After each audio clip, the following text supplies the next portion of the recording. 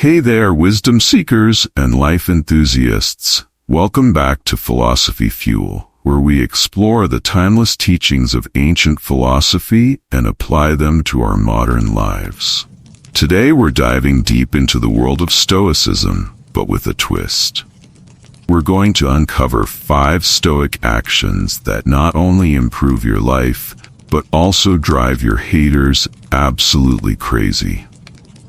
Now, before we jump in, let me clarify. The goal here isn't to antagonize others or seek revenge. Instead, we're focusing on living our best lives according to Stoic principles, which, as a side effect, tends to frustrate those who might wish us ill. But first, if you're new here, don't forget to hit that subscribe button and ring the notification bell. Trust me, you won't want to miss our weekly doses of practical wisdom and life-changing insights. Now, picture this. You're standing tall, unshaken by the chaos around you, while your detractors are pulling their hair out, wondering how you manage to stay so composed. Sounds good, right? Well, that's the power of Stoicism in action. Let's dive into our first Stoic action that will leave your haters scratching their heads. Number 1.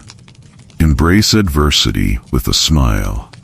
Imagine you're at work, and your colleague, let's call him Tom, has been trying to undermine you for weeks. He spreads rumors, takes credit for your ideas, and even tries to sabotage your projects. Now, most people would get angry, plot revenge, or complain to HR. But not you. Oh no. You're about to channel your inner Stoic warrior. The next time Tom throws a curveball your way, instead of getting flustered, you smile. You thank him for the challenge and tell him how much you appreciate the opportunity to grow. Hey Tom, thanks for giving me this extra work. It's a great chance for me to improve my skills and show what I'm capable of. Watch as confusion washes over Tom's face. He was expecting you to break down, to lash out, to give him the satisfaction of seeing you crumble. Instead, you've turned his attack into fuel for your personal growth. This, my friends, is the essence of the Stoic principle of amor fati, the love of fate. The ancient Stoic philosopher Epictetus said, "Don't seek for everything to happen as you wish it would, but rather wish that everything happens as it actually will. Then your life will flow well." By embracing adversity, you're not just neutralizing your haters' attacks, you're using them as stepping stones to become a better version of yourself. And let me tell you, nothing frustrates a hater more than seeing their target thrive because of their actions. But here's the kicker. This isn't about putting on a fake smile or pretending everything's okay when it's not. It's about genuinely reframing challenges as opportunities. It's about understanding that hardships are the gym where we build our mental and emotional muscles. So the next time life throws you a curveball or a hater tries to bring you down, smile. Thank them for the opportunity. And number 2, focus on what you can control. Now, let's move on to our second Stoic action that will leave your haters baffled, focusing solely on what you can control. Picture this scenario. You're an aspiring entrepreneur, and you've just launched your first business. You're excited, you're passionate, and you're ready to take on the world. But then, the criticism starts rolling in. Your old classmate, Sarah, who's always been jealous of your ambition, starts leaving negative comments on your social media posts. "This will never work," she says. "You're not cut out for business," she claims. Now, most people would get bogged down by these comments. They'd obsess over them, lose sleep over them, maybe even consider giving up. But not you. You're about to employ one of the most powerful Stoic principles. You take a deep breath and remind yourself of the words of the great Stoic philosopher Epictetus. There is only one way to happiness, and that is to cease worrying about things which are beyond the power of our will. You realize that you can't control Sarah's opinions or actions.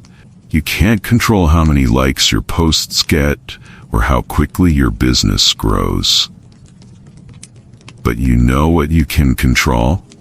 Your effort, your attitude, your response to challenges.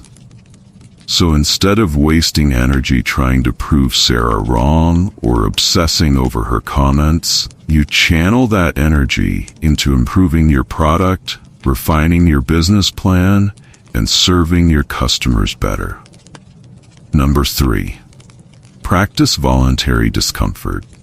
Alright, let's dive into our third Stoic action that will leave your haters utterly perplexed. Practicing voluntary discomfort. Now I know what you're thinking. Voluntary discomfort, that sounds, well, uncomfortable. And you're right. But stick with me here because this practice is a game changer. Imagine you're at a fancy dinner party. The host, let's call him Richard, has always been envious of your success and tries to make you feel out of place. He knows you come from a modest background, so he's pulled out all the stops, expensive wines, exotic foods, the works. He's expecting you to feel awkward and out of your depth. But little does Richard know, you've been practicing voluntary discomfort. You've been taking cold showers, fasting occasionally, even sleeping on the floor sometimes. Why? Because as the Stoic philosopher Seneca said, we should every night call ourselves to an account. What infirmity have I mastered today? What passions opposed? What temptation resisted? What virtue acquired? So when Richard smugly asks if you're enjoying the rare, expensive delicacy he's served, you smile genuinely and say, "It's interesting, but you know, I've been practicing simplicity in my diet lately. I find it helps me appreciate the subtle flavors in everyday foods.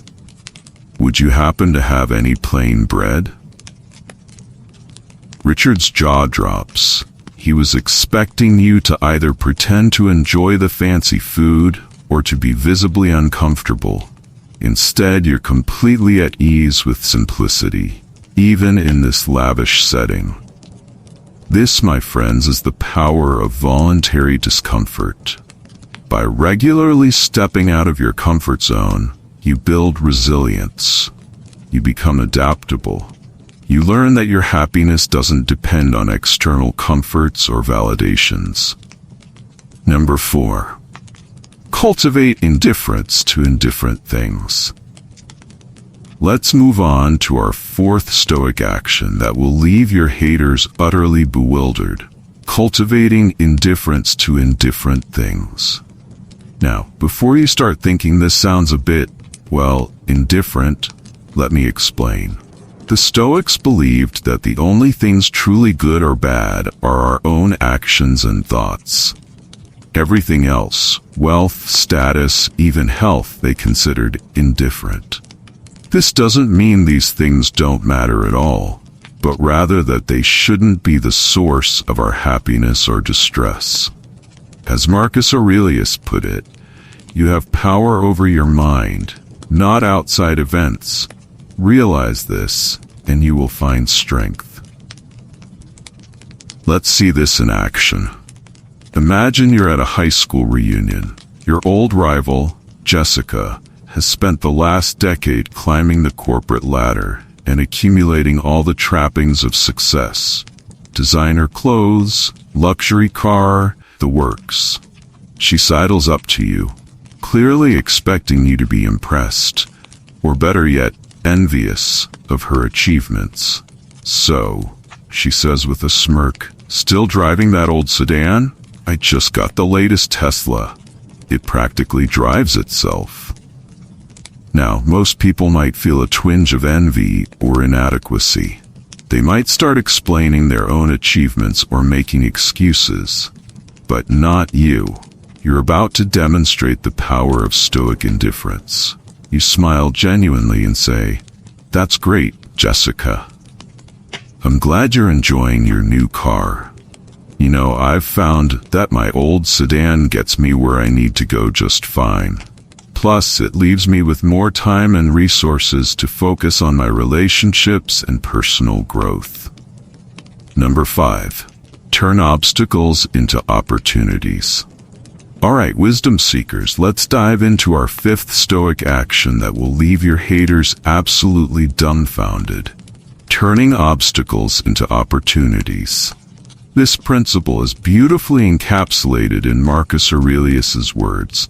The impediment to action advances action. What stands in the way becomes the way. It's about seeing every challenge not as a roadblock, but as a detour, leading to something potentially even better. Let's see this in action. Imagine you've been working on a big project at work for months. You're almost done when suddenly your boss tells you the client has changed their mind and wants something completely different. Your coworker, Mike, who's always looking for ways to one-up you, is clearly delighted by this setback. He's probably thinking, this will finally be the thing that breaks them. But you're about to blow Mike's mind with your Stoic response. Instead of getting frustrated or complaining, you take a deep breath and say, "You know what? This is actually a great opportunity. We can use what we've learned from the original project to create something even better. Plus, it's a chance to showcase our adaptability to the client." Mike's jaw drops. He was expecting you to crumble under the pressure, to complain, maybe even to quit. Instead, you've somehow turned this massive setback into an exciting opportunity. Remember, this isn't about toxic positivity or denying the reality of difficult situations. It's about choosing to focus on what you can control and finding the hidden opportunities in every